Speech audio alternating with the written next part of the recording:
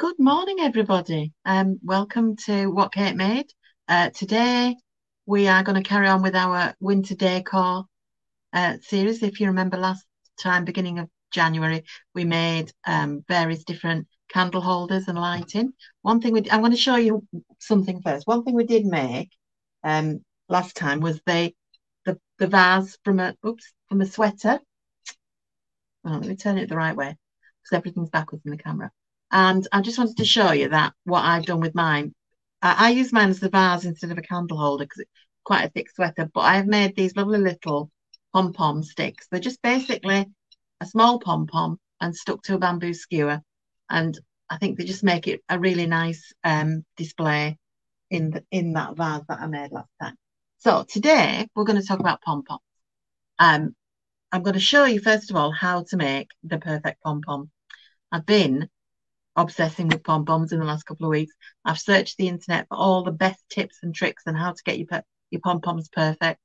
Over on my own Facebook page this week, I've been doing lots of little demos on various different ways to use your pom-poms. So first of all, I'm going to show you the best way to make a pom-pom. You will have seen there was a template printed on the page. If you are using the old-fashioned method of wrapping it around a card circle. So this is the template that was on. It's got a little wedge cut out of it just to make it easy to wind round. So that the method of making pom-poms is the same whichever device you use. That's the old-fashioned way. So the more modern way is to use a pom-pom maker, and I love my pom-pom makers. This is the one I use. This is a clover one. You can buy them in 4 different sizes. Small, very small, very small, sort of medium, which is the one I've made up to show you, and large. And the large pom-pom comes out this big, so it is quite large.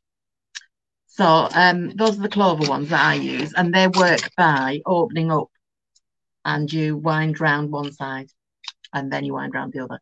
There are also ones like this that are a bit simpler and consequently a bit cheaper, and they also open up. So they have these little clips on, and I'm saying they open up, they do open up. They're just a bit tight. These haven't been used yet, and you open them up like that, and they work in the same way, but they're not quite as sophisticated as the others. They're a little bit sort of, you do have to work a little bit harder to use them. So those are the methods you can use to make your pom-poms. I've also seen them made round forks and round a card, sort of a rectangular card, which is also on the template. But you just wind round in a figure of 8. I don't find them very successful. They make a very loose pom-pom. So what I'm going to show you how to make a pom-pom in a minute. But first of all, I'm going to show you what we're going to put them all together to make. Now, this is my winter pom-pom wreath. It took a lot more pom-poms than I was expecting, so I've been frantically making pom-poms last night, so I can show you how to do it. So it's got a bit of wreath base in the back. I've wrapped this one with like an oatmeal coloured yarn, and you can see the edge has got various different pom-poms, and at the main circle I've used the larger pom-poms. It feels lovely. Pom-poms are so nice. So that's what we're going to end up with at the end of the day today. But first of all, I'm going to start off by showing you the pom-poms.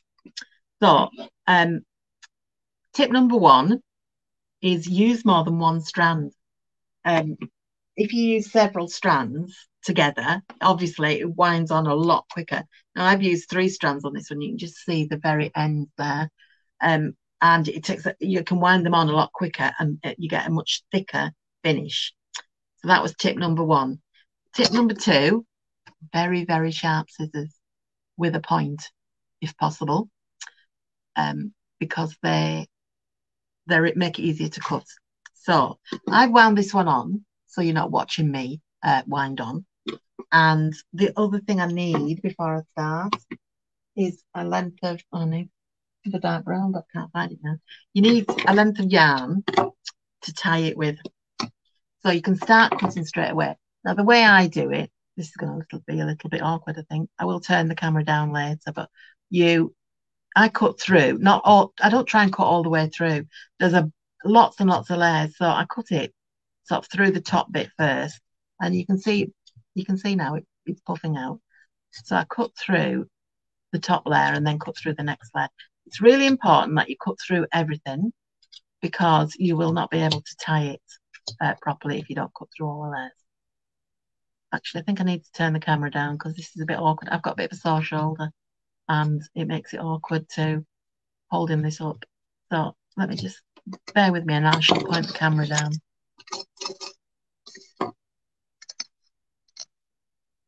Unfortunately, I can't see your comments today because my other device that I usually have you up on is charging. We're going away this weekend and I want to take it with me. So you can see I cut through all the layers and I'm just checking right round that it is separated out. So that's my pom-pom. You can see how it's quickly fluffing up. Now, when you tie it, so tip number 3, I think we're on number 3, are we? Is the way you tie it. I have been experimenting with other than yarn, other sorts of thread to tie it with because I find that the yarn that I use stretches a bit and I'm not sure it's pulling it tight in the middle, but I haven't really come across a better alternative yet. So the knot, so you would tie a knot like that normally. And then for a pom-pom knot, if you pass that under again, it actually makes it a non-slip knot so that once you pull it tight, it stays pulled, which is much easier. So you just pull it. If you were using the card one, where I cut between, you would part it and cut between, and then you would fasten your thread round and round. It's basically the same method, whatever device you use. Pull it as tight as you can, and then tie it again in another knot. And then we're cutting these ends off. I'm going to cut that very short because that's a different colour. That's all I've got to hand at the moment. So with this device, you would then just pull the two circles apart.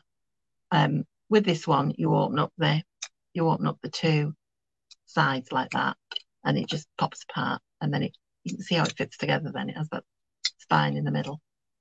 Okay, we'll fold them back and put that to one side. So there's our pom-pom. So it's a nice round pom-pom. It's a nice full pom-pom, a little bit misshapen. Tip number 4 is to trim it using a template. These are also, the trimming templates are on the sheets as well. Sorry, lost my thread then. That's actually a little bit big. You need to be about the same size, slightly smaller than your pom-pom. So that's the large size, that's probably too big. So I'm going to move to the second side down. So what these are 2 circles that are cut roughly the size of your pom-pom maker. Can you see? And they have a hole in the centre. So you want 2 of them. And what you do is you press the pom-pom between them and you trim round them.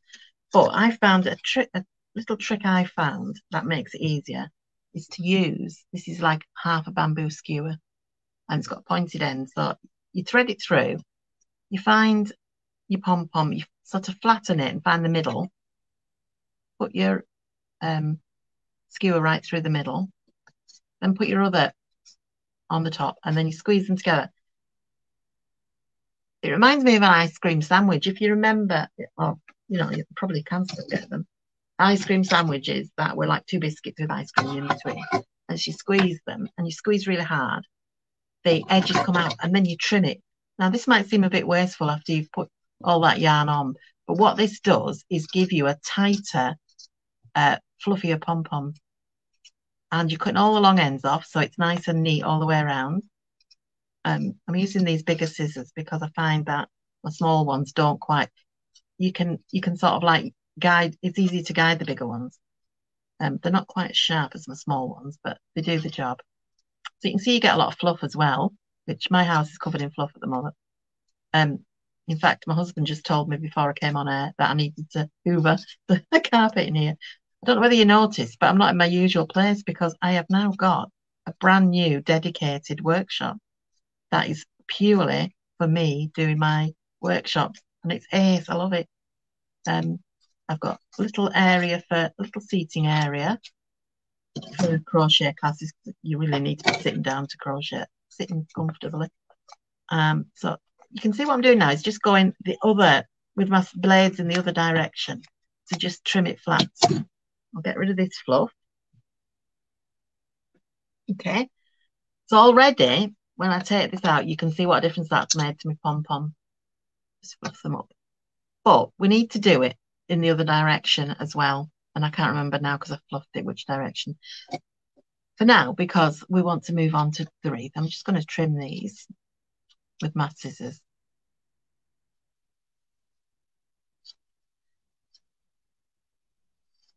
But if you'd done it again the other way, you would have got a closer pom-pom. Let me just, oops. The fluff, so there. We can see a lovely pom-pom. And I've made the colour scheme I'm using is, I've sort of called it Nordic Neutrals. It's kind of got that wintry Nordic feel to it, but they're fairly neutral. And this, I've done all 4 sizes of pom-pom. So that's the largest one. And that's the next one down. And then that one is the smallest. Or is it? No, that one's the sort of medium and that's the smallest. And I've used all 4 sizes on my wreath. I haven't used very many of the larger ones, but so these are the ones I've got here ready to use. So these larger ones I'm going to use. I've forgotten to cut the extra bits off these. I'm going to use round the middle of the wreath, and then you fill in the edges with the smaller ones. Now I'm not going to do the whole wreath because, as I said, I ran out of pom-poms, so I haven't got many of the smaller ones. But I'll do enough to show you the method. Right. So the one I showed you earlier, the wreath frame I showed you earlier, was covered in yarn, and it looks lovely, but it took forever. So I decided to cover this one in ribbon instead, and I had this nice, beautiful copper ribbon and some dark brown ribbon for the hanger. And I'm going to just do this last bit to show you how to wind the ribbon on. So what you need to do is secure it with a blob of glue. So I've backed the trusty glue gun. You're going to use a lot of glue on this. You will notice that I am using a polystyrene wreath, for which, no, it's not me. I have got on my website, on my Facebook page, a video showing you how to make a recycled wreath out of toilet rolls, newspaper and card. But I had these in and I haven't had time to make my own paper wreath, so please forgive me for using plastic. But I thought it's not going into the environment. So I'd let myself get away with it. So I'm starting a new piece of ribbon. It's best if you cut your ribbon into length or fasten it into a bow with a, together with an elastic band if you're using long lengths of ribbon, because it's difficult to maneuver. And as you can see, it's difficult to maneuver. You don't need to glue every bit. You just need to glue every so often. So actually, I'll turn that around so you can see what I'm doing.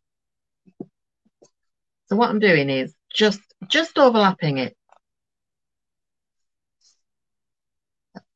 Probably got too long a length of ribbon to be working with here. So it's just and so overlapped.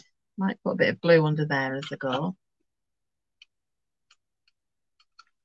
Try not to burn your fingers with glue, as I always manage to do. I've got better at it. I use a pencil. So I'm just going to finish off this last bit of ribbon wrapping. You don't see much of this. Obviously, you'll see it at the back of your wreath, and you can see it on the inside of the wreath. But the outside edge we do cover with pom-poms. You could cover the inside edge with pom-poms as well if you wanted, but I found that was just a pom-pom too far for me. I was getting really... And I love pom-poms, and I was getting really fed up of them by the time I'd made enough to do the other wreath. So I'm just going to fasten that last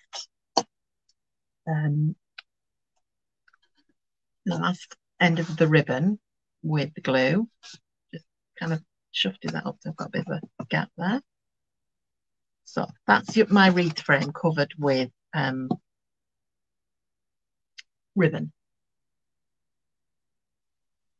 Okay. Now, for the hanger, I've used a narrower length of ribbon. This is a nice brown one. What I've done is I've created a loop and looped this through, and then I've put a blob of glue on to hold the loop in place so that it hangs well. And then I will just tie these into a little knot that will create a little hanger. I have a porch on the front of my house, so I can hang these kind of wreaths that aren't. These wreaths aren't waterproof. Obviously, they're not going to hang outside and exposed on a front door. But because I've got a porch, my front door is kind of inside, if you like. So I do put them on my porch. Okay. There was one more thing I wanted to show you with your pom-poms. You can sort of fluff them up a bit more as well, particularly if you've used quite a bulky yarn like this one. If you take a comb or a hairbrush, I use a dog brush, you can just fluff them.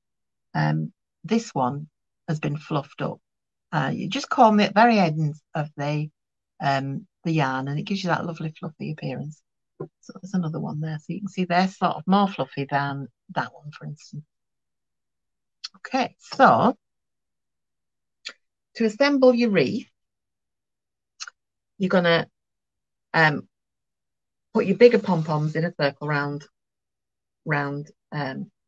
this upper edge. You do need lots and lots of glue for this.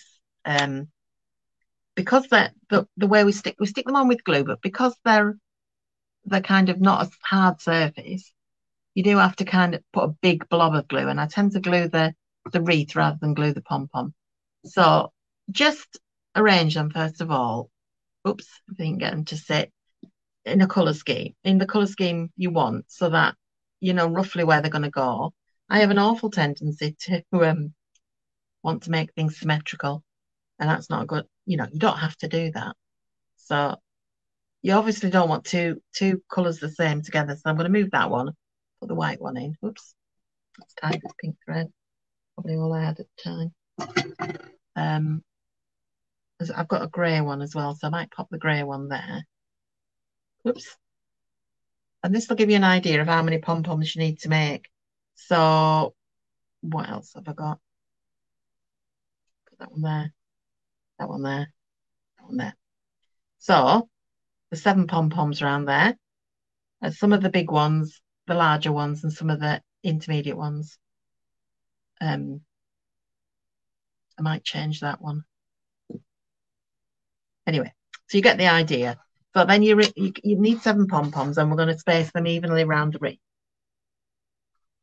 So to glue them on, you need a generous amount of glue. I'm going to start at the top, and I'm going to put a big splodge of glue in a line, and then like a cross.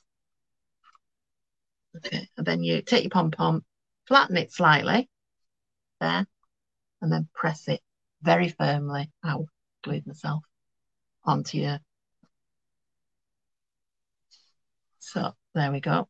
That's quite firmly pressed on, and you keep doing that all the way around. I need to put new glue stick in.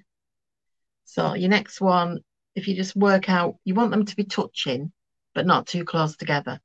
And by placing it, you can work out where to put your glue. And again, just do a bit like a cross of glue. And then flatten out the bottom of your pom-pom where you're going to sit it and press it into place. So I'll just do a couple more, and then I'm not going to do the whole wreath because I haven't got enough pom-poms for a start. That one's going to go about there. So the one I made earlier, I'm taking with me. I'm going away this weekend. We're going to stay with a friend, and I'm taking that one with me and giving it to my friend.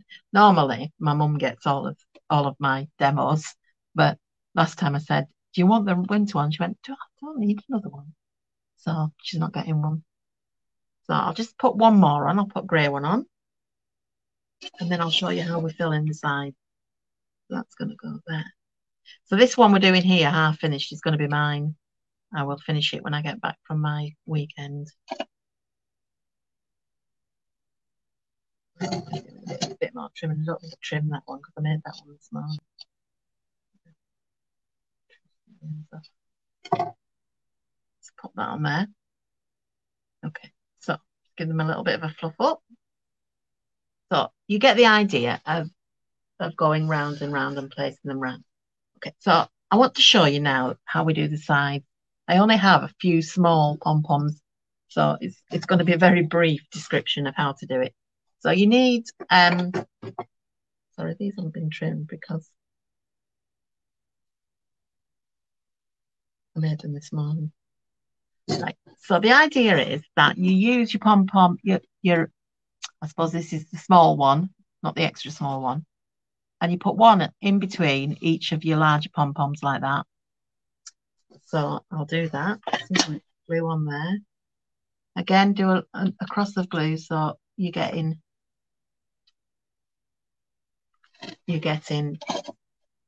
plenty of coverage. Which one was it? That brown one I was going to do, wasn't it? So you want to place your pom-poms so that you've not got like I couldn't put that grey one there, it would have merged. So I put the brown one in there and I could put the grey one here because that won't be with a similar colour. So that that size of pom-pom, you probably need about well, the same again, 7, because you're going to go in between all the other ones. Okay, so then you can see it's starting to fill in the gap. So that gap there, we're using the small ones. I only have one of the small ones, a white one. So that one will have to go in there. And you will fill in the gap between there with a small one. So again, we'll put the glue on.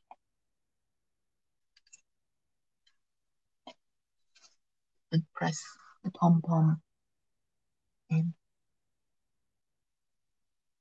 Okay. So you can see it's starting to take shape. You're getting quite a good coverage. You could, if you wanted to, on the inside, put smaller pom-poms on the inside as well. I didn't do that because, as I say, and I keep repeating myself, completely fed up with pom-poms by the time I'd made these. So I'm just going to swap that to one side and go back to the finished one. So this is the finished one, as you can see. So you can see all round, I've got big pom-poms and small pom-poms, quite irregularly placed. The top ones are neat, and you can see that fairly close together, so there's no gaps. When it's held upright, let me just turn that camera up so you can see. When it's held upright, the inner bit doesn't show too much, I don't think. The fact that you haven't put anything on the inners, but that's entirely up to you. I just think that's lovely, and I hope my friend likes it. I don't think she's watching me today, so she won't know what's fallen surprise. So that's your winter pom-pom wreath. If you sorry, you can't see my face. If you make one, it would be great if you could let me see it. I'd really like that if you could drop pictures in my Facebook page, What Kate Made. You can always send me pictures via Messenger, and I can pop them up on my page. Or I am on Instagram as well, What Kate Made. And also I have a website as well, whatkatemade.com, which I think is running across the bottom just now. So I'm just going to show you a few other things I've been making with pom-poms as well. So just pop that to one second. So you saw the little pom-pom flowers. These are dead easy to make. These are the not the tiny ones, they're that size of pom-pom. And it's just a bamboo skewer and they're just glued on. I would put these together with some winter foliage. I've got teasels and dried leaves, and they look very effective, and that's going to sit on my hearth. The other thing I've been making, and I did a tutorial for these last night on my own Facebook page, What Kate Made, Kate's Design and Craft. There is a video tutorial from last night on how to make these gorgeous little pom-pom hedgehogs. How cute are they? So if I turn my camera around and show you, they are sitting on top of my sewing machine. Just bring you a bit closer. They are sitting there.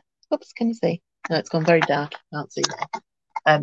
On top of my sewing machine. Sorry, I am losing you now. So I've got a daddy, a mummy, and two. Look at this one, tiniest one. Isn't that cute? So they're quite easy to make. It involves just trimming your pom-pom into shape. The eyes and the nose are just little bits of black felt. I think they're so cute.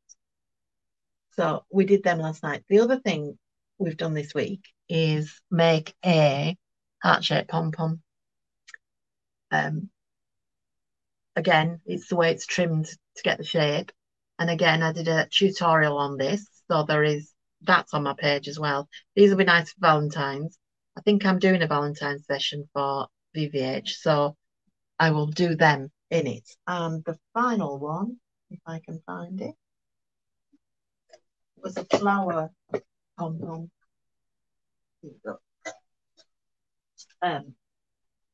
This one's done. The method of doing this is to wind on different lots of colour. Now these are meant to look like a little flower, so a flower with leaves. So you've got a yellow centre and a blue petals and the green leaves.